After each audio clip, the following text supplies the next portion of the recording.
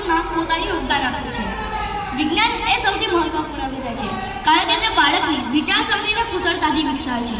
વિજ્ઞાન હંમેશા એક નવી શોધ, એક નવું સત્ય અને અજાણી વાસ્તવિકતા દર્શાવે છે. જ્યારે કોઈ બાળક કોઈ એક મોડેલને પ્રદર્શિત કરે છે ત્યારે તે ઘણા બધા સંશોધનોમાંથી પસાર થાય છે.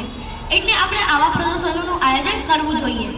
આજે આપણી સામે એક માનવી તરીકે પ્રદૂષણ, ગ્લોબલ વોર્મિંગ જેવી ઘણી બધી સમસ્યાઓથી આપણને કોણ મુક્ત કરી શકે? આપણા સપનાને વાસ્તવિકમાં કોણ ફેરવી શકે? આપણા જીવનને વૈભવી કોણ બનાવી શકે? તો તેનો જવાબ છે વિજ્ઞાનનો ચમત્કાર. હવે આગળની માહિતી મારો મિત્ર પઠાણ સોહેલ આપશે.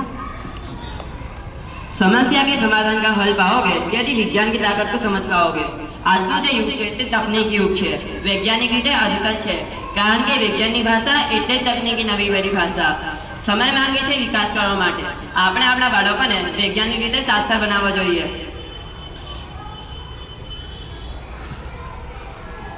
આપણા જે વિશ્વમાં જીવે છે તેના પ્રમાણમાં જ્ઞાન આપવા માટે અમારી શાળાએ હંમેશા સારો દેખાવ કર્યો છે, જેના કારણે આ પ્રદર્શન શક્ય બન્યું છે. આપણે આવા પ્રદર્શનોના આયોજન વધુને વધુ કરવું જોઈએ.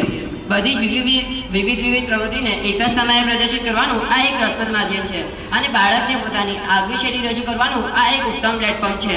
કારણ કે આ બધી જ કૃતિઓ કંઈ શિક્ષકો દ્વારા નહીં પરંતુ શાળાના પ્રતિભાશાળી કલાકારો, શાળાના બાળદેવો, શાળાના વિદ્યાર્થી દ્વારા બનાવવામાં આવી છે.